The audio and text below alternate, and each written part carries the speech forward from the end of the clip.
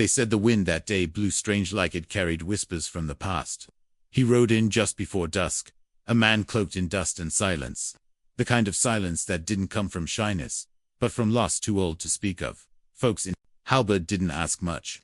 They just watched from behind curtained windows, as the tall rider tied up his tired sorrel mare outside the livery, and walked into the fading light, like a man who had nothing left to prove or protect. His name was Jonah Clay, least, that's what he used to be called. Back before the war, before the fire, before everything good got burned to ash. He'd come to Halberd, not for work, not for kin, but to bury the last thing that tethered him to a life he no longer believed. He had the right to mourn a tin box of letters, worn smooth at the edges, each one written by a woman named Ruth, who had once promised to wait for him. She never stopped waiting. But he did stop writing. He rode into that town to lay the letters to rest. He didn't expect to find a baby crying in the back alley behind the chapel, wrapped in a frayed wool, blanket cheeks red from the cold, and eyes the color of his own. He stared, frozen, not from fear, not even from shock, but from something deeper. Something he'd buried so long ago he didn't know it could still move inside him. The baby was maybe 4 months old, with a tuft of dark hair and a birthmark near his collarbone, the same shape Jonah's mother used to trace with her finger when he was just a boy. The preacher was gone. The chapel empty, no note, no basket, just the baby, placed carefully in the corner, where the wind wouldn't touch him. Like someone had hoped the child would be found, but couldn't stay to see it. Jonah knelt slowly, boots creaking against the wooden planks of the chapel steps. His hands, rough from years of saddle leather and hard winters, trembled as he lifted the baby up into his arms. The child quieted instantly. And Jonah, he felt a weight settle on his chest. Not the weight of the baby, but the weight of being seen. For the first time in years, something was looking at him like he mattered. There was no plan. He hadn't come here for this. But he couldn't walk away. He carried the child to his rented room above the saloon, ignoring the curious stares. The way the barkeep's hand drifted toward the shotgun under the counter. The West was full of men who brought trouble behind them like shadows at dusk. Jonah knew he looked like one of them. Maybe he was. But that night, he fed the baby goat's milk from a broken bottle someone found in the back. He wrapped him in one of his own saddle blankets. And for the first time in over a decade, Jonah Clay whispered a prayer. Not for himself. For the child. No one in town knew where the baby came from. No mother came forward. No one claimed to have seen anything. But rumors move faster than horses in a place like Halberd, and it didn't take long before folks started saying, the stranger with the sad eyes found something he'd been running from his whole life. He didn't argue, didn't confirm or deny, because deep down, part of him wondered if they were right. Night, as wind howled against the cabin walls and the fire flickered low, Jonah sat awake, holding the sleeping child close to his chest, staring at those little hands, and something in him, something he thought was long dead, started to stir. Not a memory, not even guilt, but the faintest echo of hope. What do you think, folks? If you were in Jonah's boots, what would you do? Walk away, or stay and face the storm? Drop your thoughts in the comments below, and if you're feeling the wind changing, more truth's coming. And it doesn't always knock. Sometimes, it just cries in the dark. The days that followed didn't ask permission. They rolled in like the prairie wind, cold, unspoken, and full of questions no one dared voice out loud. Jonah Clay kept mostly to himself, same as always. But now there was a change in the way folks looked at him. It wasn't fear anymore, it was something softer, more curious. Like they were watching a man trapped between running and belonging. And the baby, well, the baby didn't care about past sins or whispered stories. He just cried when he was hungry, laughed when Jonah made faces at him, and held on to his shirt with a grip that could have brought the toughest outlaw to his knees. Jonah didn't name him right away. He wasn't sure what right he had. But late one evening, as the sun bled orange across the scrubland, and the fire in the hearth crackled low, he looked down at the baby bundled in his arms and said, "You got the eyes of my brother, and the lungs of a mule. I guess that makes you someone." The boy cooed, reached up, and touched Jonah's cheek with a hand so small, it felt like forgiveness. That night, Jonah started calling him Eli.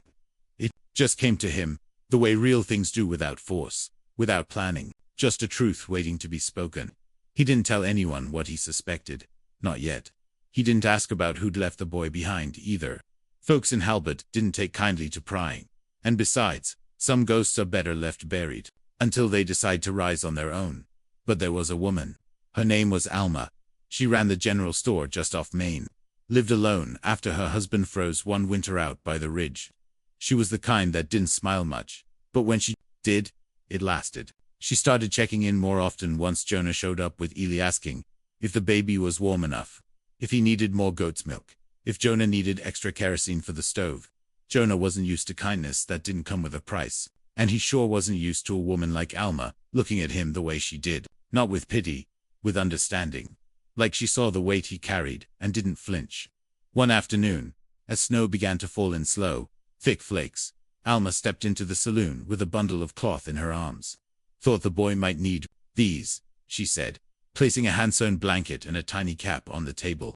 Jonah didn't say much, just nodded, but something in his chest twisted tight. That night, he sat in the dim lamplight holding Eli against his chest, tracing the threads of the blanket with his thumb.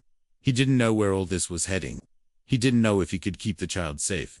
Hell, he didn't even know how to boil water right some days.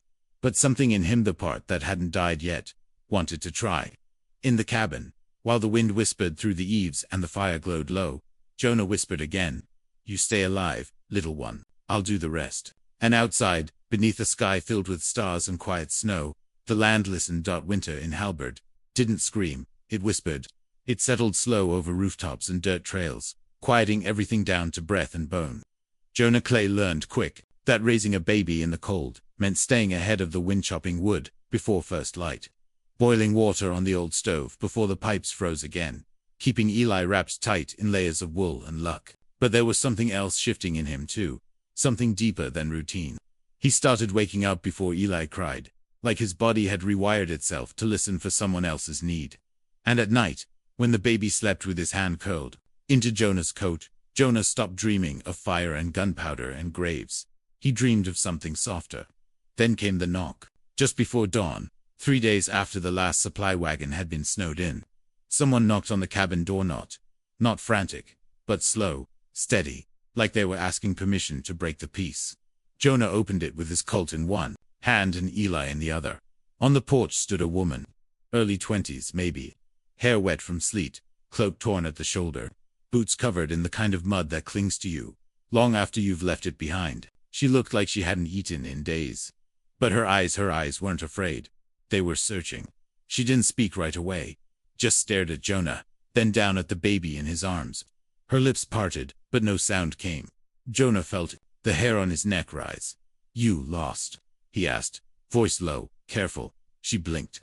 "That baby," she said finally, voice raspy, almost breaking. "Where did you get him?" Jonah didn't move. Neither did Eli. The fire crackled behind them, warm and quiet. "Found him," Jonah said, after a long pause. "Behind the chapel, week ago." The woman stepped forward once, then stopped, herself like she'd crossed an invisible line. I think he's my sister's," she whispered. "She's gone. She didn't make it. But she told me before she bit her lip, hard. She said someone might find him, someone better than us." Jonah didn't speak. He couldn't. His chest felt tight, not from shock but from the way truth sometimes comes at you sideways. The woman looked down, shaking. "His name's Elias," she said. "Ruth named him after our father."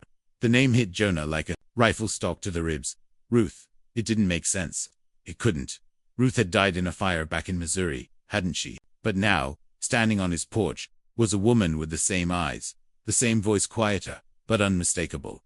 "You said, your sister?" he asked, almost afraid to finish the sentence. She nodded. "Ruth Clay. She told me about a man who left before the baby came. Said she never blamed him. Said he was trying to protect her by staying gone. But she always hoped he'd come back." Jonah's legs felt unsteady.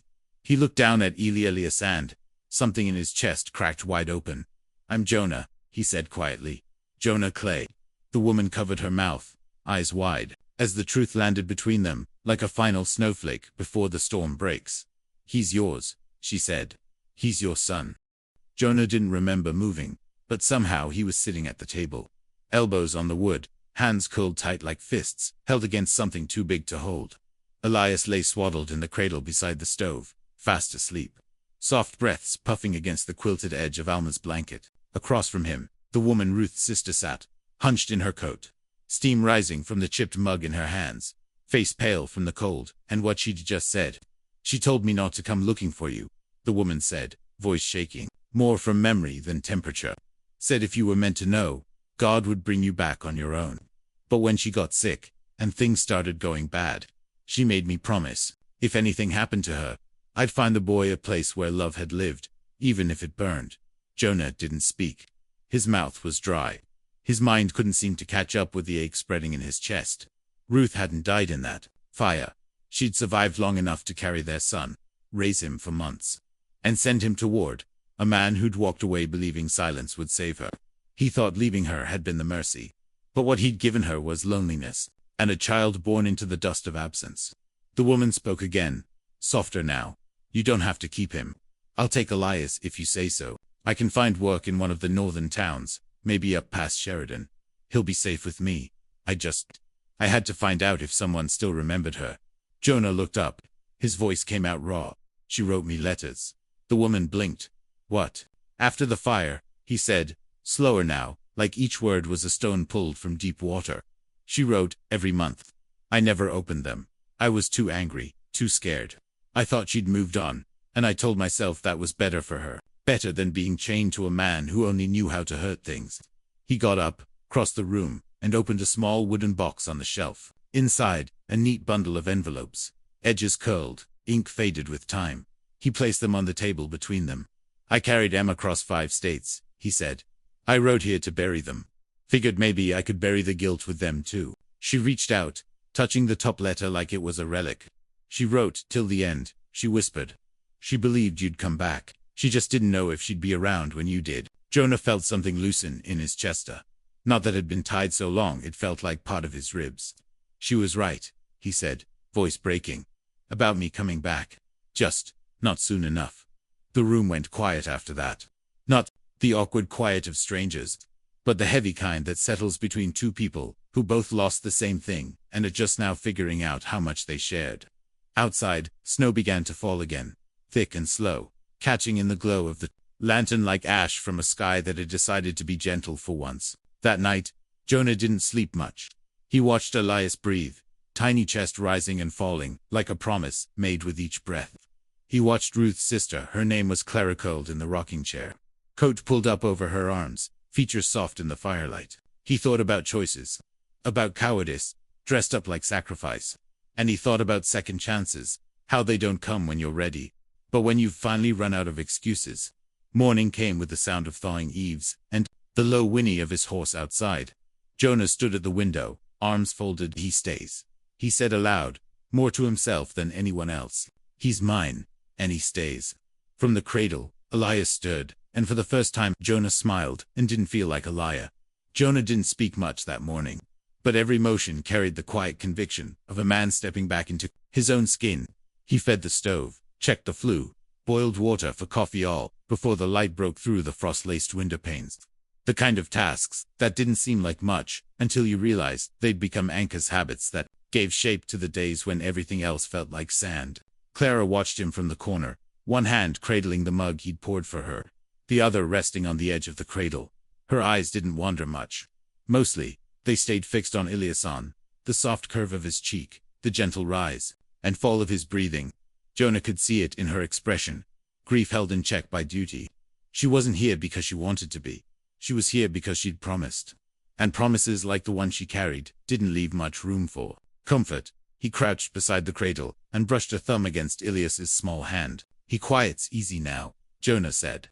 "First few nights, I thought he might holler the roof clean off." Clara gave a small smile. Ruth said he'd been that way since birth.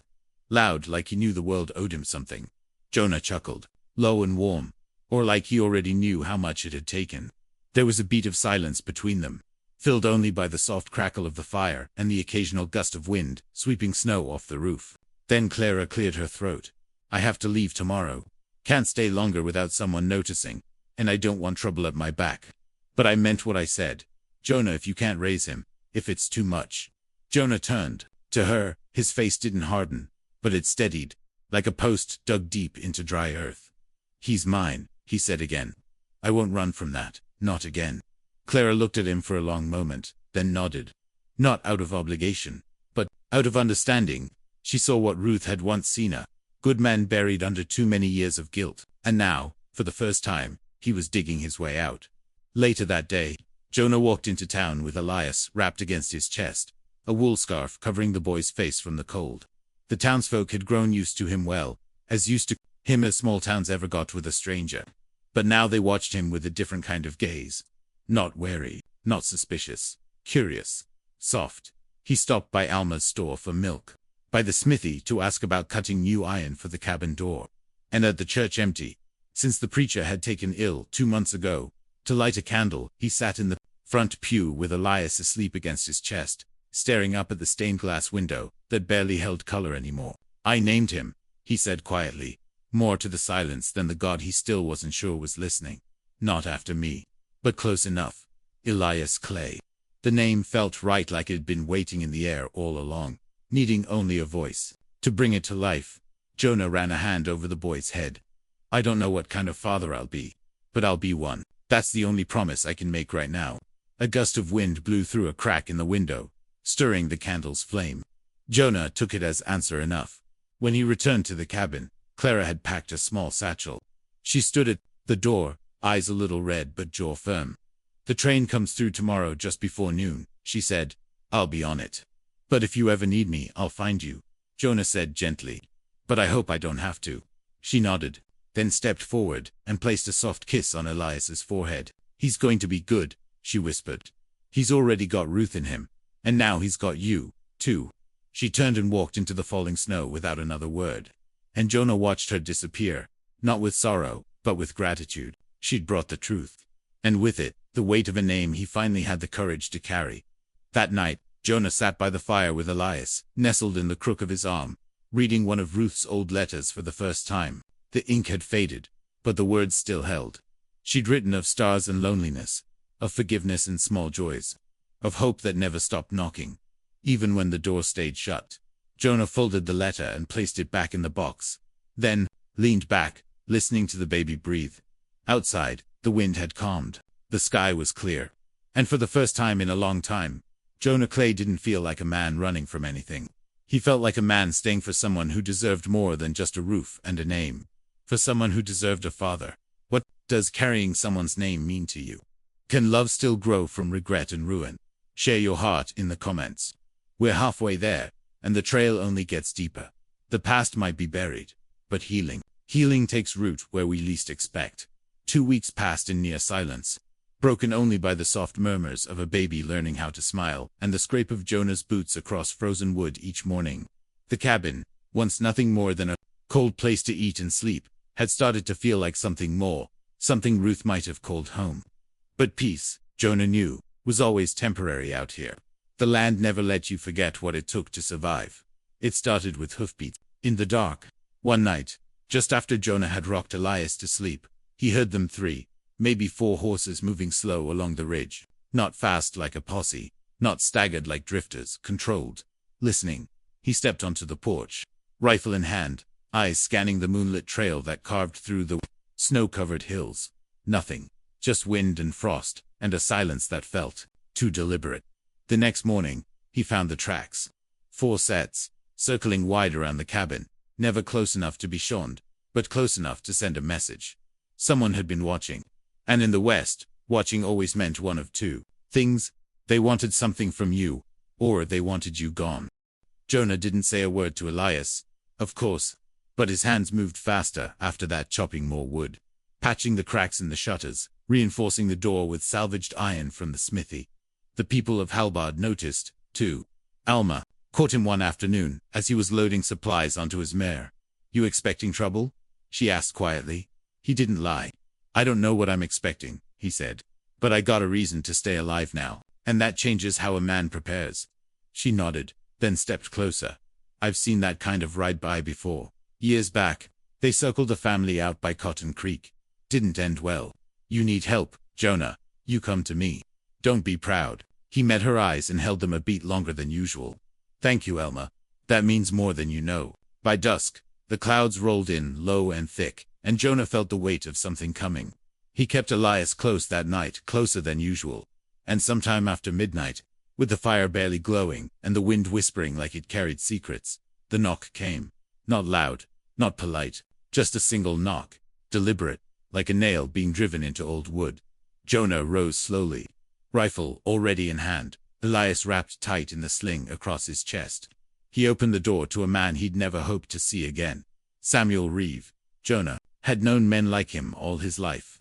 Snake-tongued, silver-spurred, always dressed cleaner than the roads they rode. But Reeve was something else. He wasn't just cruel, he was careful, and that made him dangerous. "Well," Reeve drawled, his smile tight and joyless, "ain't this a picture? Jonah Clay, a baby, a fire in the hearth. You really traded bullets for diapers." Jonah didn't flinch. "State your business, Reeve." "Business." Reeve's eyes flicked down to Elias. "I think you already know. That baby's worth something to the wrong kind of people. And those people asked me to come looking." He stepped forward. Jonah didn't move, didn't blink. "He's mine," he said quietly, "and you'll die on this porch if you try to change that." Reeve chuckled. "Still got that righteous anger? Huh, I missed it." He took a step back. "I'm not here to fight you. Not tonight. But consider this a courtesy visit. You've got 3 days. After that, I come back. And I don't knock." He tipped his hat, turned and disappeared into the dark, like a man who knew the cold wasn't the only thing waiting in the hills. Jonah closed the door with steady hands, but inside, his chest burned. Elias stirred against him, and he pressed a kiss to the boy's head. "It's all right," he whispered. "They can try, but they don't know what I've already lost." Outside, the snow fell harder. The storm wasn't coming. It was already here. The next morning came slow and gray, the kind of sky that never really brightens, just softens into a dull warning. Snow had stopped, but the cold hung heavy like even the trees were holding their breath. Jonah stood in front of the cabin with axe in hand, chopping logs not out of need but to keep his mind from drifting where it wanted to go. Elias slept inside, belly full, hands curled like little fists against the quilt. But Jonah's hands, they weren't soft. They were calloused, trembling slightly from the memory of Samuel Reeve's voice. Jonah had ridden with Reeve once. Back when he was young and stupid and looking for something to prove. Reeve didn't kill for need or defense. He killed because fear paid well, and he liked the silence that came after a scream. Jonah left that world behind when he fell in love with Ruth. He thought he'd buried those sins when he walked away from Missouri, but now they'd come riding back, wearing old smiles and cold threats. By noon, he'd saddled the mare and rode out to Alma's store. He found her sweeping the porch, scarf wrapped around her head and a colt tucked neatly into her waistband. She didn't ask questions, just looked at him and said, "How many?" "4, maybe 5, he said. "One of M's Reeve." Alma's mouth tightened. "Hell, I'm not asking you to fight," Jonah said. "But if anything happens, Elias, he needs someone." Alma stopped sweeping. "Don't you dare talk like that," she snapped. "You didn't come all this way to lay down. You came to build something. You think that baby needs another ghost? You're not leaving him behind, Jonah. Not this time." He looked at her for a long second, then nodded. "I won't." She softened, just a little. "There's a man named Micah lives up the ridge past the dead cottonwood. Old trapper, don't say much, but he owes me a favor. Might still have that Sharp's rifle. I traded him for flour last spring." Jonah didn't waste time. By nightfall, he had the Sharps cleaned and loaded, the cabin reinforced, and the trail around the property lined with bells made from tin cups and wire. Elias was tucked into a cradle beside the hearth, wrapped in 2 blankets and a promise dot. As the fire burned low, Jonah sat at the table and opened another of Ruth's letters. Her handwriting was smaller in this one, a little more tired. She wrote about the baby's first laugh, about nights spent waiting by the window for a horse that never came. But the part that gutted him was near the end. "I know why you left. I forgave you the minute you did it. But I hope one day you find your way back to yourself. Not just to me, to the part of you that knew how to hold something precious and not flinch." He folded the letter, eyes stinging. He wasn't flinching now. Not anymore. Later that night, as wind howled like wolves across the ridge, Elias woke crying. Jonah rose, lifted him, held him close against his chest. He whispered to him not stories, not promises, just the truth. "There's men coming, son. Men who want to take what's ours. But you're not going anywhere. Not while I still draw breath." Elias quieted. The boy didn't understand the words, but maybe he understood the heart behind them. Just after midnight, a tin cup rang out on the eastern trail. Then another. Jonah stepped out onto the porch, rifle across his arm, eyes scanning the tree line. The Wind paused. And from the dark came a voice, low and sharp. "Time's up, Jonah." He didn't answer. He didn't need to. Inside, the firelight flickered against iron and wood, against a cradle holding the one thing worth fighting for. He took a breath. Long, measured. Then he stepped down into the snow and waited. The first shot cracked through the night like God-splitting sky, clean and sharp, and far too close. Jonah dropped low behind the water trough, rifle cocked, breath white in the air. He couldn't see them yet, but he knew the sound of Reeves' narcotic footsteps, careless laughter, steel dragged through snow. They weren't here for a fight. They were here for intimidation. But they'd underestimated two things: how much Jonah Clay had lost, and how much he wasn't willing to lose again. Another shot came closer but high, a warning. "We ain't here to kill Clay," a voice shouted from the trees. "Just hand over the boy. We know he ain't yours by blood." Jonah steadied the sharps against the edge of the trough and aimed toward the voice. "You're wrong," he said, not shouting, just loud enough for the wind to carry. "He's mine in every way that matters." A pause, then laughter. "You always were sentimental." Jonah fired once. A scream answered. One down. The laughter stopped. The fire inside the cabin flickered through the slats in the shutters. Elias had quieted, maybe asleep again, maybe just trusting. Jonah didn't dare glance back. He kept low, moving slow along the edge of the porch, careful not to crunch the frost too loud underfoot. Then movement. To the left, he saw a shape dart between trees and raised his rifle again, heart steady, body calm, in a way that only came when a man knew what mattered most was inside that cabin behind him. But before he could fire, a second rifle cracked from the ridge and the shape dropped. Jonah blinked. Another shot rang out, then another. Reeves' men began shouting, retreating, breaking formation like cattle spooked by lightning. Then a voice called out from above. "Didn't figure you'd have the sense to ask for help, Clay, so I came anyway." Jonah grinned. Micah, old, crusty, mule stubborn Micah standing somewhere in the dark, rifle hot, protecting a man he barely knew. Maybe Alma had paid him. Maybe he just liked trouble.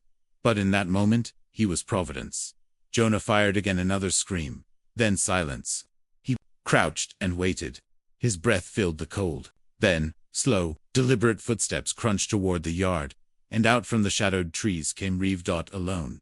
Hat gone, blood at his shoulder, pistol drawn. "You think this ends with you?" Reeve growled, panting, eyes wild. "You think a baby changes who you are?" Jonah rose, rifle leveled. "No," he said calmly, "but he changes what I'll die for." Reeve stepped forward, gun trembling in his grip. "She never told you, did she, Ruth? She begged for help. We were there. The fire didn't kill her folks. We did. That stopped Jonah cold." Reeve smiled, teeth red. "You should have stayed gone." Jonah pulled the trigger. The shot echoed across the valley like thunder. Reeve dropped, face first, into snow. And just like that, it was over. He didn't move for a long time. The wind had gone still. Somewhere behind him, a baby stirred. Jonah turned slowly, stepped back inside, shut the door behind him, and laid the rifle gently on the table. Then he walked to the cradle and looked down. Elias blinked up at him. "Come warm. Whole." Jonah knelt beside him, forehead against the edge of the blanket, and let himself weep. Not for Reeve, not even for Ruth. But for the fact that the boy was still there, breathing, siphoned he'd protected. Something worth loving for the first time in his life. The days that followed were the kind folks didn't talk about. Not because they weren't worth remembering, but because they were too quiet, too sacred. The kind of peace that comes not from winning, but from finally choosing not to run.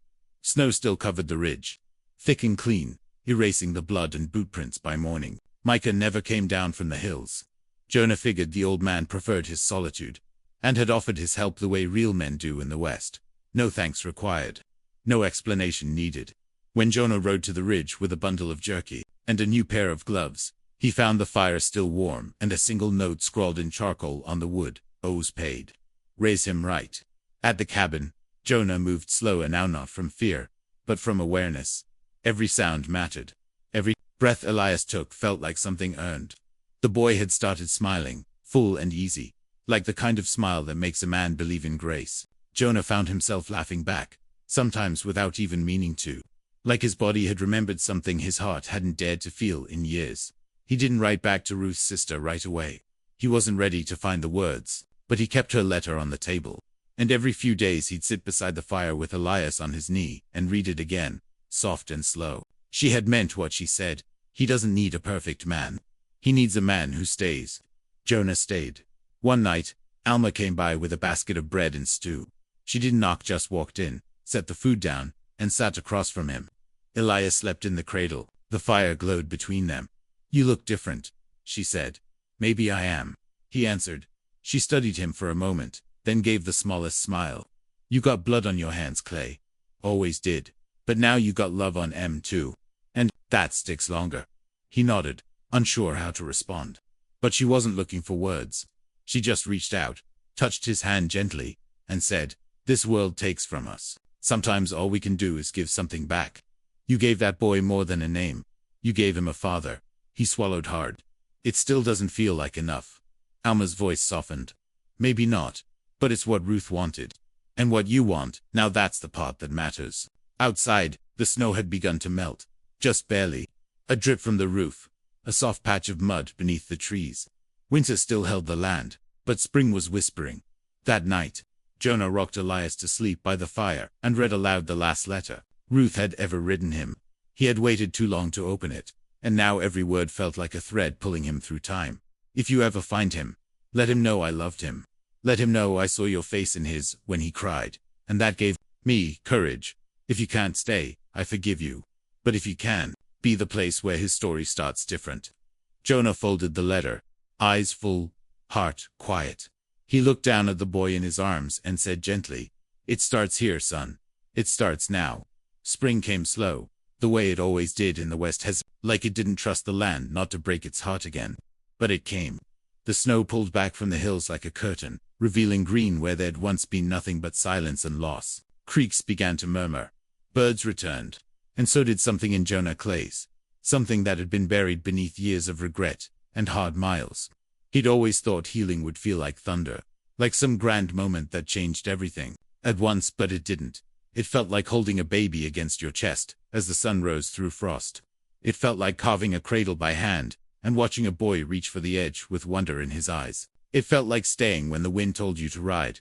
Elias was growing fast. His eyes, still bright with Ruth's softness, followed Jonah everywhere. Now through the fields, around the stove, even as he worked on fixing the old barn that leaned like a drunk against the hill. Every nail Jonah drove, every board he straightened, felt like a message. "I'm here." I stayed. Alma came by often, sometimes with bread, sometimes with books, sometimes just to sit, saying nothing at all. The town had softened toward him too. Men who once crossed the street when he passed now tipped their hats. One even offered to trade calves in the summer. The baby had changed everything.